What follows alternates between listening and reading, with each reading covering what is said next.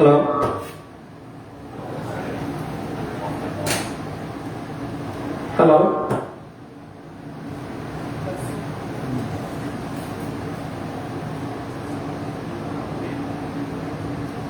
Okay. Hello?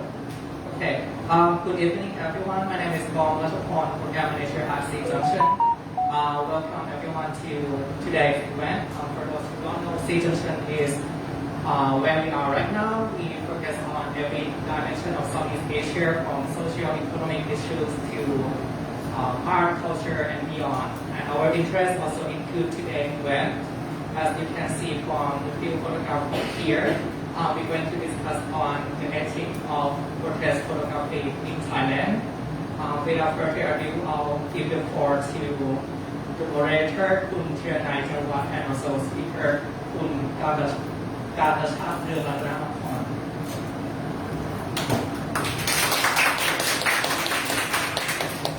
Right.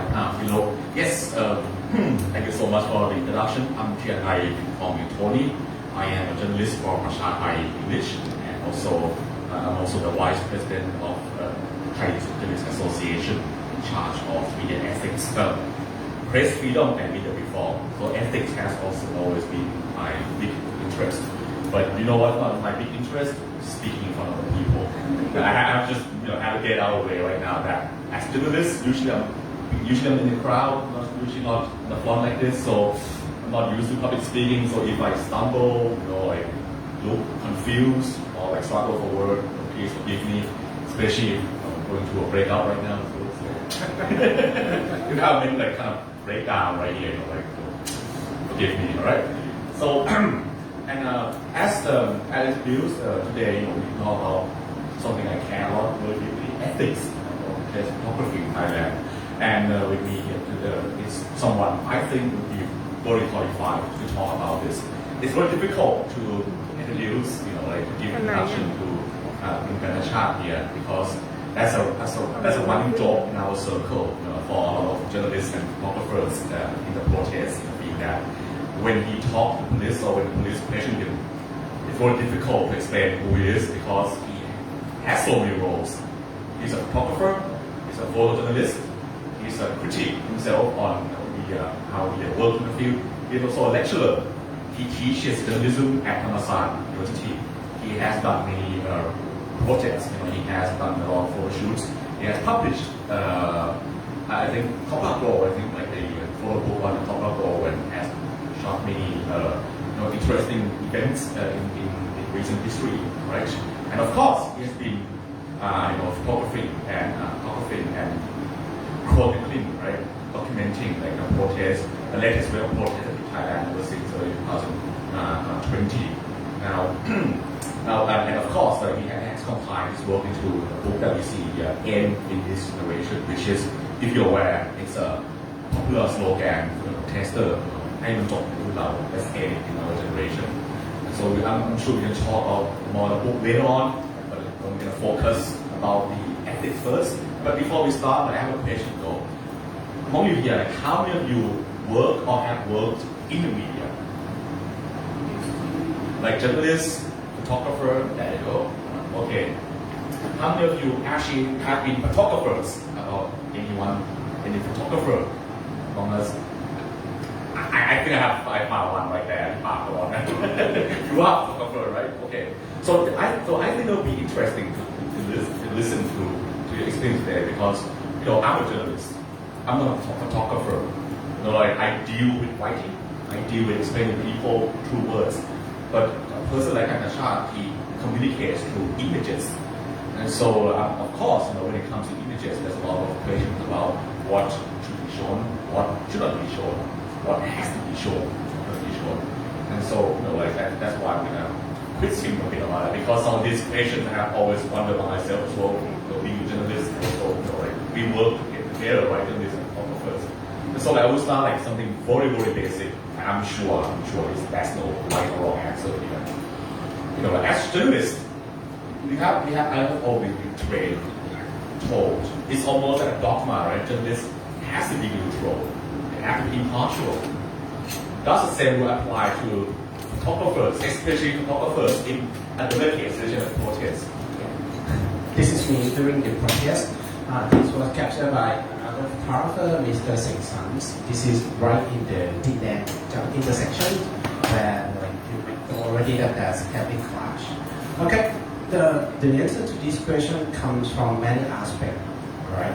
Because well, normally we need to be neutral, but what is exactly neutral level for both journalists and photojournalists? Okay, that's one aspect. The other aspect is to come from academic. I did some research, I did some literature review and found one research from Bournemouth in UK. They did study the protest in Greece 2007. They found out that the photographer did take side to many levels, from the basic one to how or even being protester himself, because well, we have many roles in the protesting site, be photographer, be journalist, be a citizen, be many things, be a father, be a mother. Sometimes you see children. There's one case that a young protester hit by a police car. You feel something for them. So eventually, you will take side. But to what level, it depends on how you could negotiate with the situation. So the term negotiate with situation is very important in this matter because it relates to the industry. If you work for a daily newspaper, you need to publish your email immediately. That means you have less time to negotiate with the event. Like in my case, well, technically I'm a lecturer who do photography as you could say a hobby or maybe extra job. So I have like better negotiation process and level compared to those who need to like finish everything at the end of the day. So in that sense, well, back to the tech side, I need to admit from my works, I need to realize that I sometimes take sides. But you need to be fair. So we don't talk about tech side, but we keep debating about these throughout the protest in the field. Like we said, can we take side this? Yes, of course, sometimes. We cannot deny that we do take sides, but we need to be fair. So that means if the police hit by something or injured or something, we need to report them as well. And that's not, because sometimes they block us, they don't want to show how they were hurt by many things. I was actually wondering about that because, as you know, these protests that we have seen in Thailand for the past years, technically illegal, right? I mean, they have been declared illegal gathering by the government who use this emergency decree. So they claim that it's like for COVID measure, right? That's why I cannot gather. But so therefore, like, if it's illegal gathering, people at a protest, technically they're breaking the laws, right? But you are one photography, right? Sometimes you probably see their face, sometimes you probably can find out who these people are. So in your opinion, is that do you feel the need to kind of hide the identity of these people, or do you feel like it's fair game? Because this is kind of related to taking side, right? Because related to taking side, you would do anything you can, right, to kind of minimize harm come to them. What's your take on this? Let me explain a bit more about taking side. It doesn't mean that I will help them all the time. No, it's not. If they do something wrong, then it's my duty as well to record what they did wrong at that time. If the police do something wrong, it's my duty as well. That's what the word fair means. Mm-hmm. So in terms of identity, it's a huge debate. In Western country, in Thai country, but I need to admit it, we're quite lucky because of the COVID. So we have a solution. Wearing the mask. Yeah, wearing the mask. So it's this protest with the Western protest, we're quite lucky that we have some easy way out by asking them to wear the mask. Okay, but all in all, it depends on their behavior. And again, we need to think about what is fair.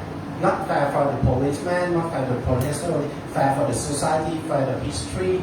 So if they did things, they need to admit that they did things. And we need to record it, that's the fair. So even though, let's show this one. Okay. This one captured before the clash with the royal parents, and you can see that you can see the face easier during that time, and most of them are young children, which we need to debate more how far we should show their face because it's going to be a lot of consequences. But this one happened before the main clash, which lead to other like the Patuan incident, and we could see their face. But after that, we rarely see their face because we know that there are some consequences. Many protesters ask us to hide, like when we try to take, not try though, we need to take their photograph, and they say that please do not take the children's face, this and that. So we give them some answer that please wear the mask. Because we cannot guarantee, we need to be fair at least. We cannot promise you not to take your face, but at least we could show you to help you at some level by wearing the mask. Yeah, but all in all, it's all about the context. So some protesters wish to show their face, like the leaders or someone that if they give us some consent, then it means that they know the consequence. They could accept that, so we do it normally. But if not, or if they're like very young like this, we try to do something like maybe the visual design to at least reduce the identification. That may be the answer to that. Mm-hmm. Also, so that guy, so that's an underage individual, right? Around 15, I think. Yeah, 15 is considered a minor in Thailand, being arrested, right? So, also you can probably kind of see the compromise. You want to show. Being arrested, you know, see. It's important to show that like the children were arrested at the scene, so it's bad for them because you cannot see his face clearly. Well, it's not right or wrong here. You can show their face as well because this is some kind of what happened to them at that scene, and you know that by the clash is not quite like match the international standard. The way they what should we put it? Submit the protester is not that international level. Correct. Okay. Well, if you're aware, like the protests in Thailand, like this recent wave of protests, the monarchy reform protests have attract many young people, right? A lot of them students, school students, even like high school students, high school kids, with who are like minors, right? Under Thai laws, and in Thailand they have I think they have a very strict.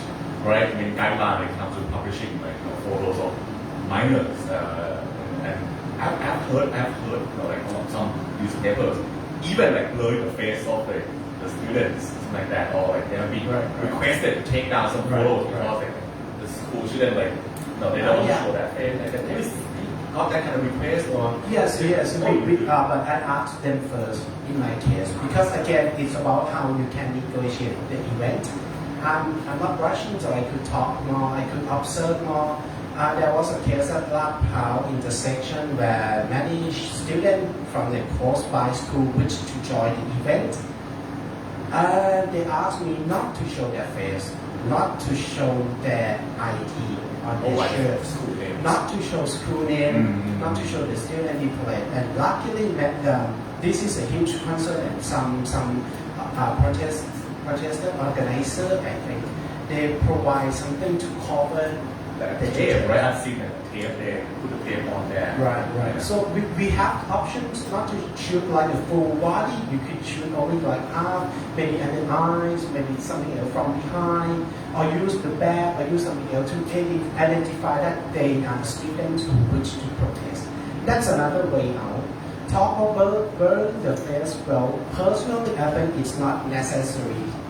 Well, it's not necessary because, if you blur too much, then what about in the future who's going to know that this is the children who wish to join the protest, right? Because you blur them all. In some sense, it's not that makes sense though, but you can use all the way around to design the image more. Artistic about it. Right. But again, it's about how fast, how slow you can interact with the event. So that's what you mean earlier. You said, there's a big difference about like when it comes like the difference is how much time do you have in order to negotiate with the event in front of you. Right. Of course, like if you don't work for example, Thailand or the news or council, who have to publish a photo that night, next morning, right? So you feel like if you work in a different circumstances, probably harder for you, right? Right, correct. That's correct. Because this project is more like documentary when you spend long time in your subject. Unlike the daily you spend one day. Photojournalism maybe week or maybe months. Okay, documentary you spend years with them.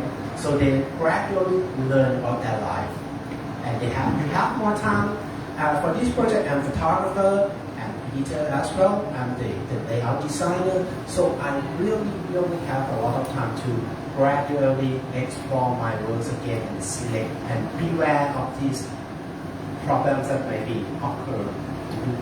But compared to those who need to, they don't have time, they need to work following their agency rules and laws and the policies. So they have more like the limitation when they need to think about this kind of ethics, how much they can do, how much they should not do. Right. Well, thank you so much. That clear things up for me. Because when I was when the protests were happening, I wasn't a Thai yet. I was at council, and so just small anecdote that in council we are kind of getting together, right? Like in our newsroom, like sometimes we should have spur the whole damn thing just to save time and save like the debate and all that. So we only talk about identity of the protesters. We talk about children. That's also not like I want to move on to something that I think like it's considered a bit like some kind of taboo event right now. Show on the camera or show the on the photo like that. Like several weeks ago, like there was a very horrible like massacre happening at Kuala Lumpur, right? And a few days later, there was an international news crew going to like a site where all this horrible killing happened. And the news crew filmed the whole thing. They saw blood on the floor. They saw like the crime scene, and a lot of people were mad about that. A lot of people were offended. You see like these like raw images of the blood stain, that. So it was considered like it's not okay to show like violence or kind of like graphic, like blood stuff like that on camera. You're a photographer. You photograph protests, violence and blood. Like it's probably inevitable, right? Do you shoot that kind of stuff? How do you like come up with like kind of line like okay, this is enough, like okay to show it, then like not to show it. Okay, first of all, for the event of the mass shooting, there is some special situation because that scene is a crime scene. What people angry most is not the visual, actually, but because of the invasion into the crime scene. So we need to split it from there are two things happen at once. Okay, but I'm not denying showing the scenes also affect a lot of people. Like me, I have a kid here. It's really painful to see even the blood stain. To this matter, let me talk about the research. There's some debates in America as well. We cannot say yes or no to show the crime scenes or to show the blood or violence. What we should ask is why we need to show it. For what purpose? Because from the research, from the debate, sometimes we need to show violence, we need to show blood, because it will let people think about these more. But how far we should show, how many we should show, that's something we need to debate. We cannot say yes or no, because sometimes if you want something to happen in the society, you want people to know that this is really serious, sometimes you need to show violence. While in protesting, you need to show that many protesters were affected by the wrong method of the sort of the protest. Disproportional use of force. Yeah. You have Let's go to this one first. Okay, fine. Right. Now this is in the book as well. I think. All right, it's in the photo book. Again, you need to see blood. When I organize this photograph, at first I plan to finish the story before this picture occur in the event. But when was that again? The march to German embassy the second time around December. Is that the one who got shot right in front of the police hospital, right? In front of my face. I'm stay very close to the seat. I see the gunfire. I'm not this close, but I see when he fell down to the ground, and the police will shoot over my head though. Anyway, That's um, see now that's blood. That's Yeah. you know like someone dying actually, like almost dying. right. I need to debate myself as well how far I need to show this image. And yes, sometimes you need to show violence, sometimes you need to show blood, but you might not necessarily to see the one. It's not that Graphic, right? It's graphic warning. So you can wait a little bit longer to get the moment when they cover. This is this come from another photographer provided to them to cover these. So well, you still see the blood, you still see the impact, but it's less graphic. So that's my answer, but I'm not saying that this is a correct answer because again, it's important to show that this is a serious of the one because he should really close like always centimeters away from his body, and we know that it's not correct way of shooting the rubber bullet. So absolutely, this photo must be in the book because it shows the event. It's not. This is not right, so you need to show it. But then again, how far you can show it, how far you should show it. Visual aspect it could help you. Visual design could help you work in this matter better. But then again, talk about the policy of the agency, talk about the impact you need to get from your audience for every day. Imagine you work for like the daily newspaper. You need to show, you need to engage a lot of people, especially right now for Thai media. You need to depend on social media a lot. You need to attract a lot of audience. You need to survive.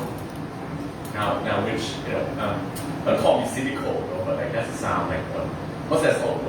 There's also like a tendency having an incentive to show like violence, like even these leads, like has always been old adage, of journalism like memorial, but with social media, with clicks, like with like, do you think there's a bit of a slippery slope where like you try to show like as much as violence as possible, or even deliberately like show like like as soon as something happens, you find there like just to get like the violence, like, so you can put it out, get a lot of clicks like that. Like if you feel that kind of incentive, you think that's real?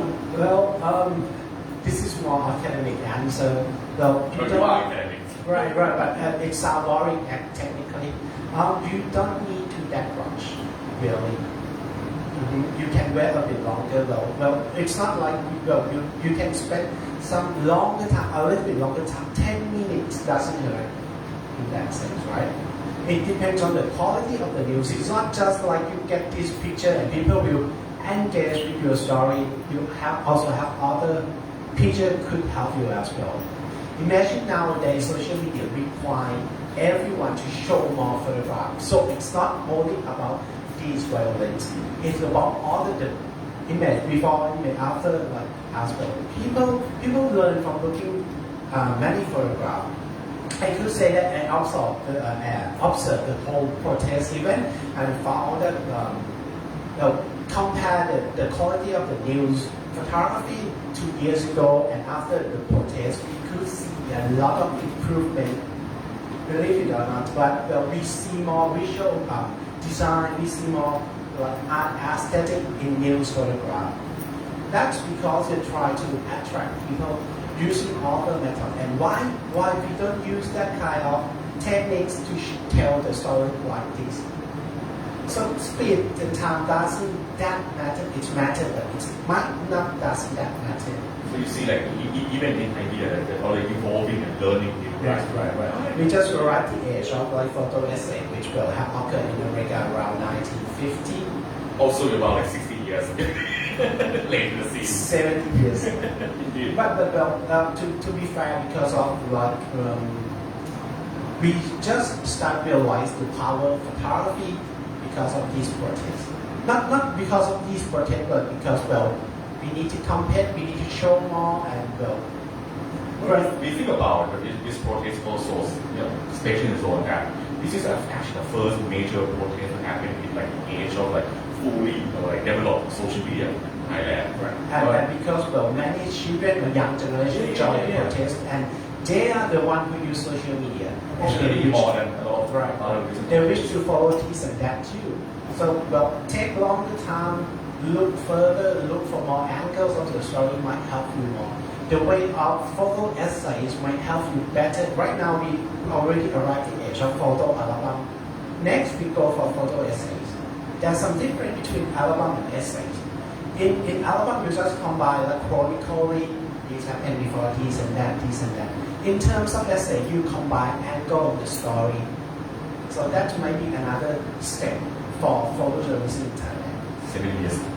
Which 7 years later. which we already seen that like the one from hard story for like exclusive scoop. For social media, you need something more exclusive, something that unique to your agency, right? So that might be another way out. No, in case you are familiar with Thai news, like Thai mainstream media in general, because like I said, I used to work at mainstream media as well. You know, like I'm sure that Karntachat is aware that news photography, mainstream newspaper in Thailand, it's not very artistic, very blunt, right? If there's a blunt, that's a blunt. You know, just all that, all that thing, right?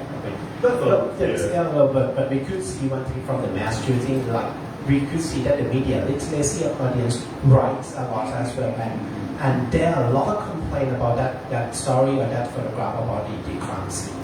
So that means the audience already changed. Yeah. So you cannot say that showing what will attract people. It's not like that anymore. I think.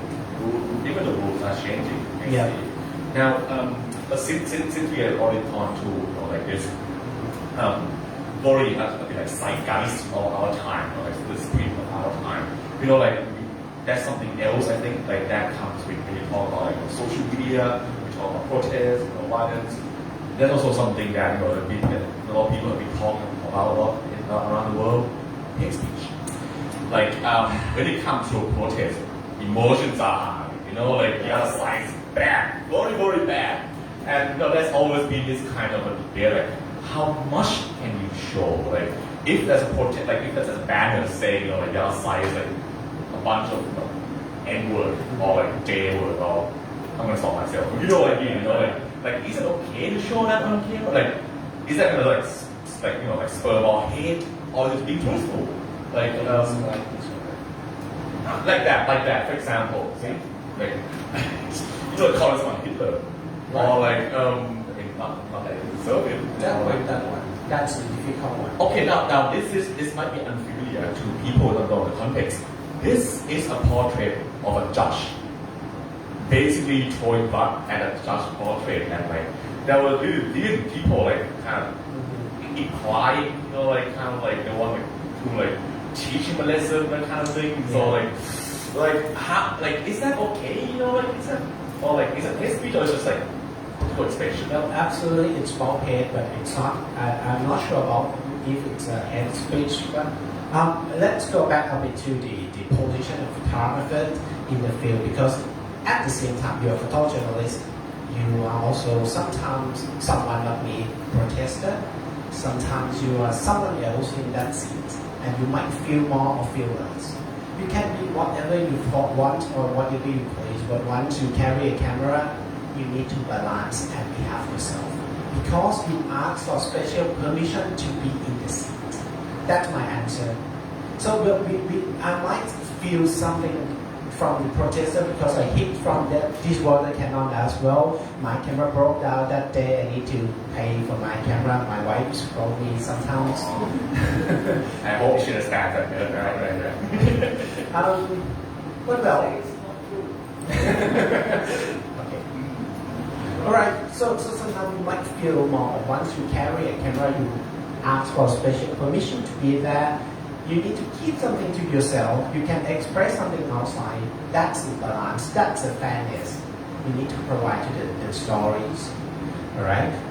This one is really difficult because it's what disturbed me as well. This is clearly the head, but we need to think about the consequence of the photograph. Will anything happen to these guys? Probably not. And on the other hand, I have to judges in Thailand are very well protected. And I believe protesters won't do anything more at this moment. Don't do anything more to them. Just throw the color like that. So I think, well, on sometimes I cannot say that I'm 100% correct. And sometimes it's important to show how angry the protesters be to the injustice they think they receive in the the society. So that's the reason. That's the sole reason I keep this one in the set. But I'll be done. I feel a little bit distant over this as well because I'm a little bit concerned if it's too much or too more. Yeah, but again, it's not my message. It's their message on the recorder.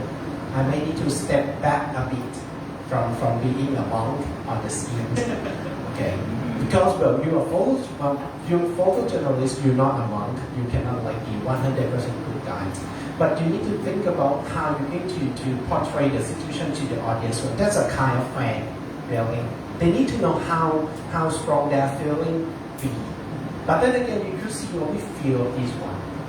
Talk about the bad words about the slur, anything as well. When I'm teaching photography, I always tell my students to work visually, not verbally. Right. So only film my photograph using text. Again, it's about the visual design. You are a photographer, you work with photo, not text inside photo. So you should looking for more like the movement, expression, something else rather than text. Imagine if you shoot Thai text, Thai language text. What about the foreign audience? Will they understand this? No, it's not. It's not like international sign. Let me be a little bit academic. Everything inside photograph is a sign, it's a semantics. It's a representation of something. Text is also a representation of some meanings, and only Thai people understand Thai. Okay, maybe they understand English, but not everything. So we rarely use text in our photograph. Like this one, it's not about the text, it's about the mustache, right? About the movement, about the action, about the stamping. So by that sense, you can reduce a lot of hate. Yeah, because usually the real slur usually actually in the text or a banner, a poster. Yeah. I've seen it personally. I remember there was a time. You remember the red shirts calling Prem, when he was alive, kind of fat guy, like that. And you feel a bit you feel kind of uneasy taking that on showing that kind of word on camera. But like you said, usually it's a text that's a ball magic, right? Right.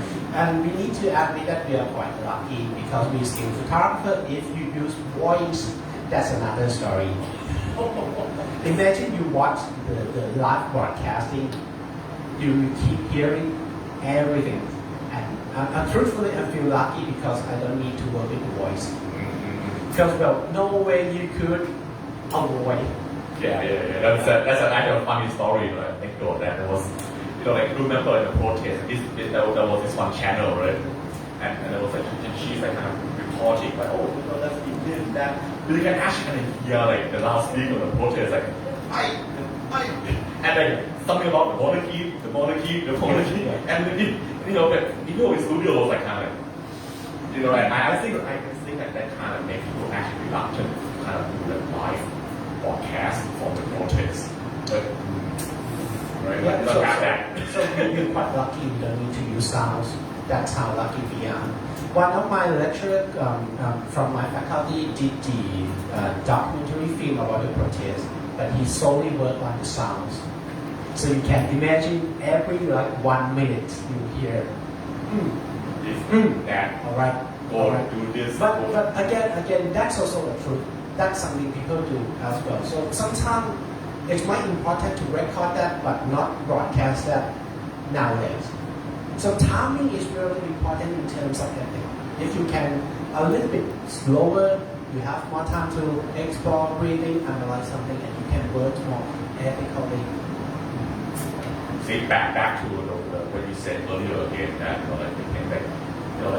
the basic ethic always depends on the time we have to negotiate with, right? I need to keep mentioning the word negotiation because this is a huge difference for those who work day by day, those who work for 2 years. I have longer time to negotiate with them in many levels on many occasions as well. Okay. Right. I think I probably have a final quotation, for this quiz.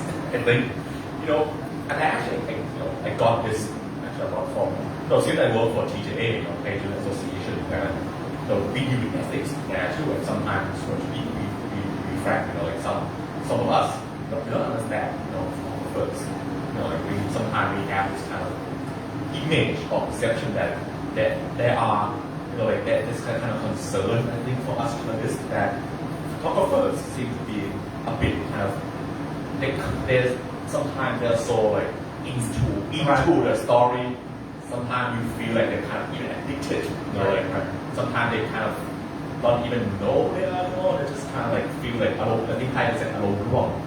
Like you feel emotion, you feel like they're part. They are very emotional with the event and they feel like as a photographer, do you agree with that kind of perception? Yeah. Okay, well. Eventually, I need to accept that because I feel angry many times when I cover these. But then again, I need to control myself because I'm asked for special permission to be there, even though I'm furious with many wrongdoing things from both sides. Okay, it's not my job to judge them at that time. So again, it's about balancing yourself. You need to keep something to yourself. You feel something for them. Like it's not in here, but there was once the police resolved the mob at in front of the government house. Government house, Yeah, and they just sat down there and allowed the police to take them away. I really feel disturbed on that day until I need to touch hand with one of the protesters. Yeah, but then again, once the police arrive, I'm not a protester. I need to step away. I cry a bit though, but that's not my job to judge. I need to step back. I need to observe it. I need to keep it to myself. For many months, I cannot see that photograph. Really, it's really so. At some point, we need to accept that photographers feel a lot. They're very emotional with shooting this project. Why? Because of the nature of photojournalism that you need to work really close to the subject. You follow them, you walk with them, right? You hit by the water canal with them. You do a lot of things with them. So you might feel really attracted to them. Think about let me mention about the Jane Matchway, not Matchway, not that guy. Not Matchway, who else? The Minamata project. Oh, right. Right? He really attached to the story, right? And well, there's some consequence to that. That's a kind of documentary project. When you stay with them a long time, you will feel for them. So it's really important to come back and check yourself, to balance yourself. Even though how much you feel for them, it's okay, it's fine, but you're not there. That's hard, that's sad. That's sometimes, if you're a protester, you might feel this is not okay. But you ask for special permission. You need to keep something to yourself. Well, I think that's the end of on a very poignant note with Karntachat. I have a hand to a man who tries to keep being himself. Okay. And now, I think we should go into Q&A. Right. You want to do that? Right. We still have a long time. Yeah. So now the floor is. Before that, let me talk about this one. Oh, This is a special case for the Achai died in front of the Thailand police station. Right. But you see in this one, you cannot see his face clearly. It's cropped. Actually, when I take a photograph, you could see his face clearly. This is the power of time. Mm-hmm. All right. So when I shoot this one, and this what they burn there is the guidelines for protecting children in the protest by the UN. I think they burn it that day. Okay. So I shoot this photograph and his face is visible there. I didn't publish it. I gave it. Asked one of my photographer because he need to take a picture of his funeral. So I'm a little bit want to know. So I asked him to ask his mom about the photograph of her son. How far and how much she wished to see or not to see. And she said that she didn't want to see his son's face on the media. So I cropped this photograph out halfway. This is the power of time. If you can wait longer, you can negotiate better. But I'm not saying that showing his face is wrong things. because well, we know that he still don't receive the justice he deserves. Right. Right now, the case is, if I remember correctly, it will start. The court will start the process in next October next year. It's been there for months. Yeah, for nearly years already, because the anniversary is around October. Right. Yeah, anniversary just passed. Right. It's been a year already since he died. So well, he still doesn't receive the justice he deserves. So well, showing his face might remind people that he's still there. That's a kind of finance as well. But in my case, I'm a father, so I want to know more from the victim point of view, and then I decided I crop his face. I still keep the most of the pictures. Well, again, this is the bad thing that I should not do, because using the text here in Thai is very difficult for foreign audience to understand. But at least there's some burn there. You see the sign of the cross, and you can know somehow that this is more like the remembrance something. See, like someone died here. Yeah, something like that. Okay. Now, any questions on the floor? Right. This is quite quick though. Well, are we doing drinking after?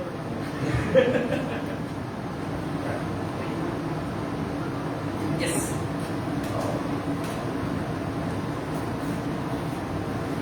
I don't know if you agree with the notion that there's some degree of censorship that probably journalists time out need to deal with it. I'm guessing as a photojournalist, you can argue you are merely an observer capturing images.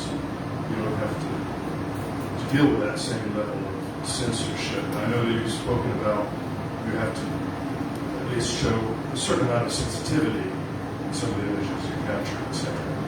But would you agree with the proposition that there is substantial censorship? It might even be just self-censorship, but it exists, and perhaps you have a certain freedom as a photojournalist. I totally agree, because it's happened to me once as well when we take class with the royal parade. Because I'm grow up very tradition, like I'm very like grow up with the old beliefs and everything. I'm really, let's say, I'm really dreadful to shoot the clash between the protester and the royal parade. But you need to get past that. You cannot censor yourself. Even you fear, you need to somehow get the photograph. This is a historic moment. But after that, I decided not to use that photograph. The course one, I decided to use the photo because the impact is really strong. That's a sense of self-censorship though, and that's my problem. I'm still solving that problem even nowadays. How far I should go, I'm still debating about this. In terms of the legal, we need to admit that photography, well, we don't have that much legal to censor the photograph. We have at least two about the printing laws, which is very old and out there. It's not covered online. We have the Protocol. Yeah, with the Crown Act. Yeah, Creative Crown Act, which indicate about the Text. mainly it's about text, and they're not there to touch more about the visual, so you could see a lot of like quite open visual in that sense. So in terms of legal, we don't have that much censorship from the law enforcement. So it's once we said it, if they listen to this, they might come up with something. Okay. That's a help as well that in the court in Thailand usually use euphemism, like like sometimes they don't say the name, but they use like pomelo or some old example, or they use like Harry Potter, like someone dressed up as a Voldemort. Like, oh, it's It's a representation. It's another way around that help reworks better. It's like the same thing as well. Use some sign, something refer to something that indirectly. That's also help. Wearing top, like wearing tight dress. Right. But I'm not too far, right? But technically, in terms of visual, because it's all about the representation. If you go to the court, they need to prove that you really mean this. But the nature of photograph, it also depends on the audience. So it's very tricky, it's debatable, and we need to admit that the legal or even the authority, they don't quite understand this nature well, and that's our chance to tell something easier.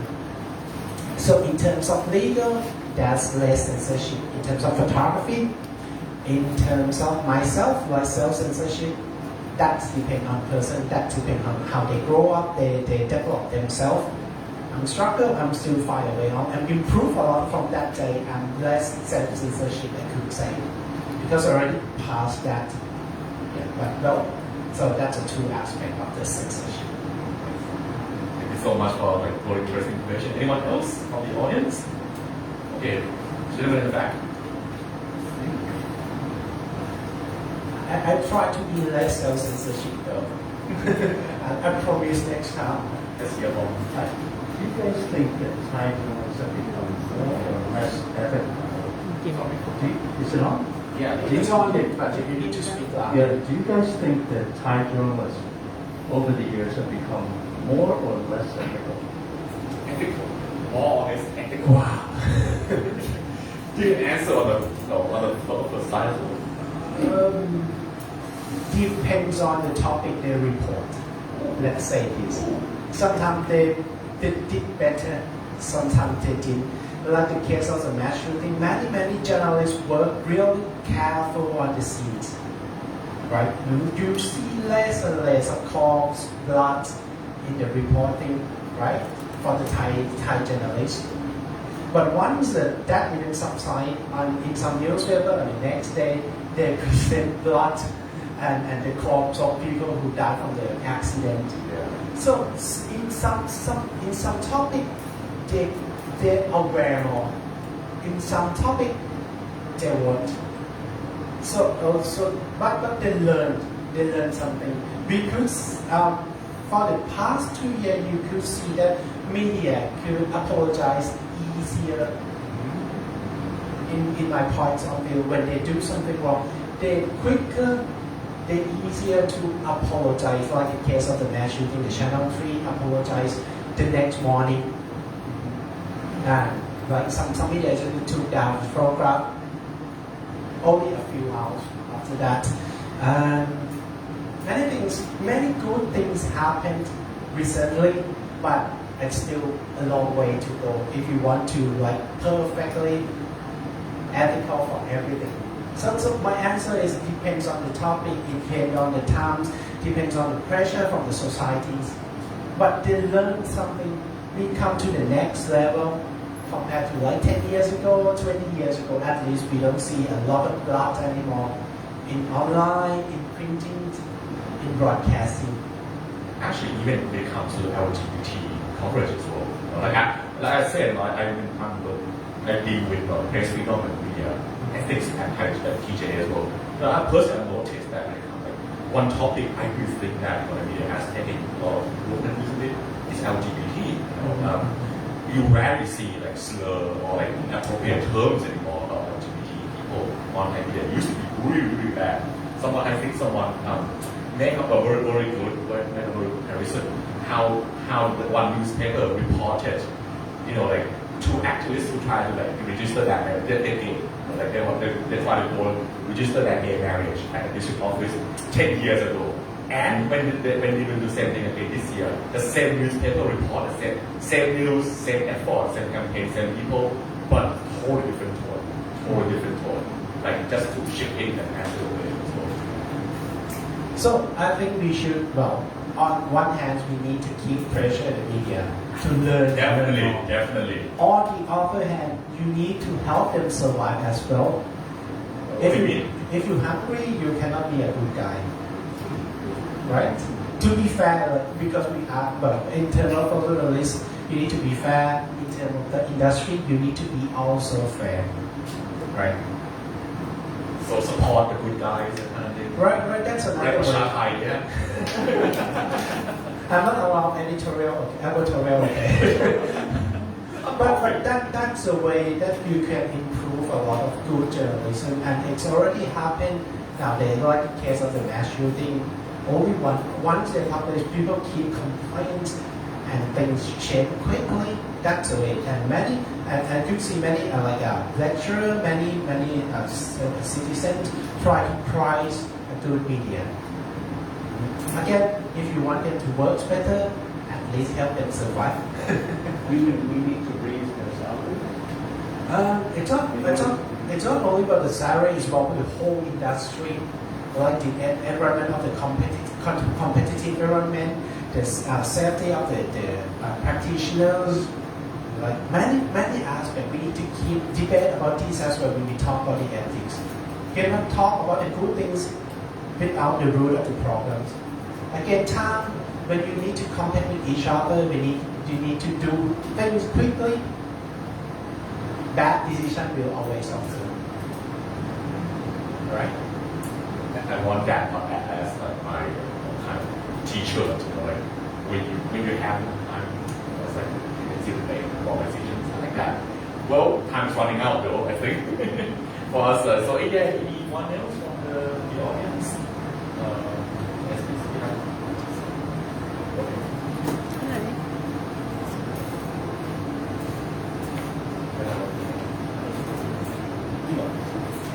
Thank you so much for sharing that.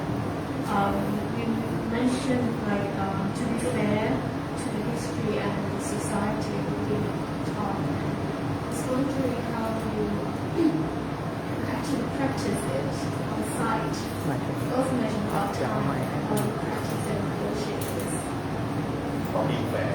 Because you said you have to be fair to society and the history, Okay. and your time is also mental on site.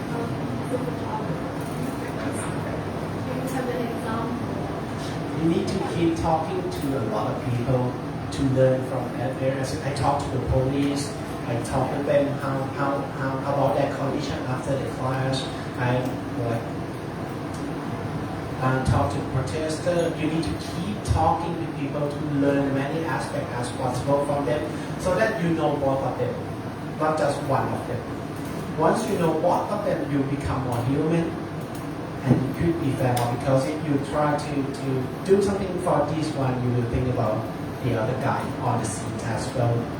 So it really takes years and years for these. You need to keep doing things, not only from the protesting. You need to do something about disaster. If you want to record those who like their house was flooded, you need to be human. You need to be think about them first, not the photo you need to get. And once you start from that, you learn how to love people, how to care about them, no matter who they are. Even though you angry some of them, but not all of them. So it takes years and years to realize this, especially for the young photojournalists, because they're young. We cannot judge them from today because they just start. I do admit that I see a lot of problem with young photojournalists. They clash with the police many times, and some of them ask me to clear the topic for them, but I cannot help with that. I just grab them out. Your job is not to fight them, right? You need to, right? They need to really take time. We have a lot of problem with the young photojournalists clash with the authorities, clash with the protesters. We even have a fight. You may not know. Right? I think that was like close to the government house, right? Like just having to speak slightly. Like, not that the second time. Oh my god, the second time. The first time is in front of the jail. Okay, all right. So, well, it really takes time so that they learn these. We don't see that problem much anymore. The violence between the authority with the photographer, with the we don't see like the direct clash anymore when time goes by. Like at the end of last year, we don't see that much. Unlike in the early stage. So the answer is very simple. That's something we keep on being a human before being a photographer. Think about the consequence. Think about the people inside first. Talk to them. Learn from them first, and then you will start to care about them, and that's going to reflect through your photograph. We keep saying things that you don't go there to have some fun. It's not fun park, right? You go there to do something good for the society, maybe for the protester, maybe for the policeman like this one, This one is very problematic because when I heard that the police hit by a real bullet. That's not a protester. That's Yeah, not it's a police. Right. And you can feel something from the other policemen. So they scream like, the policeman, why don't you report as well? Why you keep reporting about the protester hit by the bullet? They also human. They feel something as well. So I'm rushing like it's around 200 meters from the scene. I keep running. I drop all my water bottle. I just bought from 7-Eleven. So I just dropped it so that I could get that scene. Because I feel that they're also human, they're also affected by the protest as well. So this is the long lifetime experience and how you learn from others. It's hard, really, it's hard. You cannot achieve this only just one event of the protesting from this, and you keep learning throughout the rest of your life. Thank you so much. Maybe I do have another question. Yes. I'm just curious, as a photographer, you mentioned that your main job, of course, to record, but also you mentioned as a human being.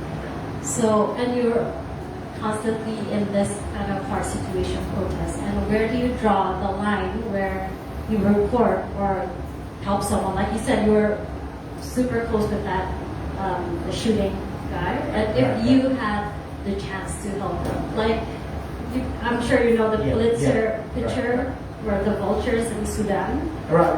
And it's a very, like, just remembering that picture is, like, I don't think I'm a very artsy person, but people will look at that picture, you feel the sadness, you feel the pain in that Is country. it ever okay to interfere? Is it ever okay to interfere? Again, talk to the previous term, how far you can negotiate with the event. If you watch, I'm not there to show that photograph though, because there are many cases that other photographers taking photograph of me help a lot of protesters on the scene. And a lot. If you see the active school, it's an online video about how photographers work on the scene. Normally, the active belong to TPBS. They try to follow that guy over there, but he keep running around until they cannot follow him. So because I'm staying there and she stayed close to me, so she decided to take a video of me instead as a sample to be a footage in a reporting. So many footage show me like they give the traffic signal to let those who get stuck between the police and that. In the reporter's life, I carry the processor down from the wall because they cannot run away. The police block the way. So it depends on how you can negotiate with the event. In my case, I'm not that competitive, so I could help more. I decide to help sometimes, but there are many cases I cannot help. For example, during the clash of the freedom 28th of February, when the police crossed the line to the Shell petrol station. Yeah. Many were captured inside that. I cannot do anything. So then all I could do is taking photograph. At least a photograph could be the record to show that what's happened to them. But on the same venue, I got a rare chance to help two I believe protesters. They will hide themselves in the toilet. There's a female protester and a very young children, 10 years old probably. They just, maybe they had passed by or something, I'm not sure, but they were dragged by the policeman from the toilet because they received the order, whoever hide themselves there, arrest them all. On that day, I sensed the frustration and some disturb in the policeman. He was also very young. He very don't know what to do because the order said to arrest everyone, but that's a kid and a mom. He just said, nothing, it's okay, nothing, but he don't know what to do. So I go and talk to them, what happened. He just keeps saying, oh, it's okay, it's nothing. I could see how he frustrated. So I just told them that, okay, you can go gather with your friends there, you need to push the line more, I will talk with these two. Okay, and he hesitated a bit, and he leaves. So sometimes you can help them, sometimes you can't. It depends. For those who work for daily, you don't have a chance like this, you just go and talk to them, right? Because you need to get the scenes where the police move the line to fight with the other group of protesters. That's your job.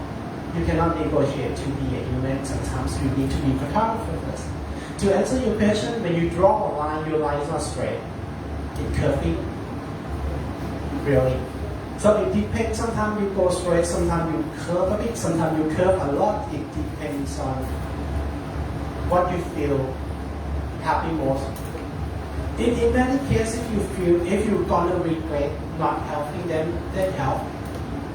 If you don't feel that way, it's still fine. But you need to know that you need to really care them somehow through your photograph or through your action. So if you say the line will be very curvy, really. Thank you so much. Maybe, if not, I have some patience. Like, I thought I just have to, I'm a journalist, and my job is like stir shit up. Hey, one thing I personally noticed about like photographers in Thailand, especially protest photographers, they seem to have a very very common stereotype, right? This kind of, like wearing jeans, or like wearing jacket, long hair, smoking, and almost always men. Do you think there's a problem about that? Do you think that is this kind of gender imbalance in like photographers? Absolutely. Is that okay? And how do you is that okay, or just like is that part of the job, or? For personally, it's not okay for me. I wish to have more like female colleagues on the field, really, because when you can balance the gender, then the point of view, the story you tell, everything will be more balanced. We need to admit that many male photographers is very reckless, aggressive, and sometimes have fun. Okay, unlike female, maybe this is a kind of gender bias, but well, this is what I feel. Sometimes female photographer concerned more about the victims, or concerned more about the subject, concerned more about the event. They carefully look at things. So if it could, well, again, it's maybe my stereotype, but well, they could be aggressive as well. But if we could balance more, we might see better point of view of the event. We could see many more angles, and they wish to have more female on the field. Is there a reason? In your opinion, do you think there's a reason why there aren't more female, women photographers? Is that a reason? In your opinion? Because I think we need to be really open to this. Well, gender doesn't matter anymore. Like my mentor is Paula Bonstein. Right now she's in Ukraine. She's 50 years old and over. She's in Ukraine. Look at me, stuck in here, right? So gender doesn't matter anymore. So you should not judge them. They could work well. Male or female, it doesn't matter. Or even LGBT. When we talk about female photographer, we never see LGBT photographer, right, in the field of this kind of conflict. Why? So I think gender doesn't matter anymore. It depends on how well you can compose your photograph, how well you can adapt to the situation, how well you are a photojournalist. That matter. Gender doesn't matter. Who you are doesn't matter, really. They devil advocate, do you think, just like I said, journalist, my job is to play devil advocate. There are situations, in some careers, in some professions where there aren't many more female counterparts because women just simply don't feel safe. There are cultures where women feel like they are being not taken seriously. They feel like they're not capable of things, right? Yeah, and they are made to feel that way. So I thought, you see the same problem in the profession. Well, I will say this all along. It's just that imagination. Okay. Right? Okay. Right. It's their imagination. They feel like women can do this or that's their imagination, and that's their problem, not the female practitioner. Don't blame the female practitioner. It's their problem that not let them in, because they can work exactly the same. So it's not the practitioner problem. It's the agency. It's the news organization. It's someone else's problem. They need to change their aspect, not right. So if you don't accept them because you don't accept them, not because they're not capable of doing things, because you don't accept them. That's the I problem. mean, it's about assumption. Yeah, right. Wow. That's okay. I think that I asked enough shit out. I think like maybe you want to end now so you can talk more about the book, and then because we here to put a book on, right? Any final word on like. Before you change topic, I think I would like to comment on this gender issue. Yes, please. Okay. Because I think it's very important. Right? I mean, it's influenced the way image are taken, and I think we need to look at the barriers. Not so much to say there is no problem, but what are the barriers that prevent women to go into photography? What are the barriers that prevent women to be in the field? Why they feel unsafe, like speak. So the idea is indeed to have women and women images, not only having women, right, but having a different look at the same image. But I think it's important to recognize the barriers in Thailand as well as in other countries. But okay, we don't need to continue on this. I couldn't let it pass. Right, I know. I mean, but for the rest, yes, please go ahead. I just want to explain more. And when I say that, that's their problem, because if you feel like this field is not safe for women, then it's your job to make it safer. So that's the words. It's their problem, not the practitioner problem. If you feel like it's not safe, make it safer. Not just don't cut them because you feel it's not safe. It's your job to make it safer. So that's the sum of it. It's your problem, not the practitioner problem. Yeah, but that's a point, really. The point. It's important to destroy all the barrier. I'm glad that I helped steer the conversation into what some people would call like woke. And I like it. And I think that, to be honest, just because of Ian, I think that even not only photographers, but even journalists in Thailand, we don't talk about this as often as we should. Look at the newsroom. Look at the number of editors in Thailand. Look at the number of people higher up. Like how many executives like in here. Look, man, I'm sorry, maybe it's like personal grievance against corporate in Thailand, but I don't feel like people talk about this more often. Like, where are the women? I refuse to believe that it is coincidence that we have like so few women editors and so few women executives. That has to be some kind of barrier that maybe even I haven't seen, how I haven't recognized.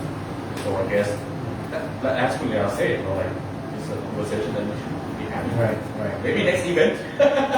Okay, some joke there. Okay, this is some joke from the university. More female students which do photojournalism rather than male.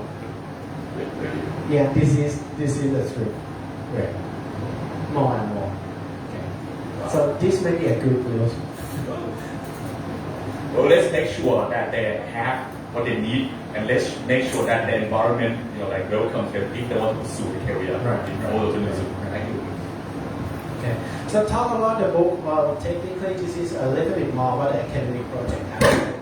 Sorry, it's an academic project aspect because I do it as a lecturer.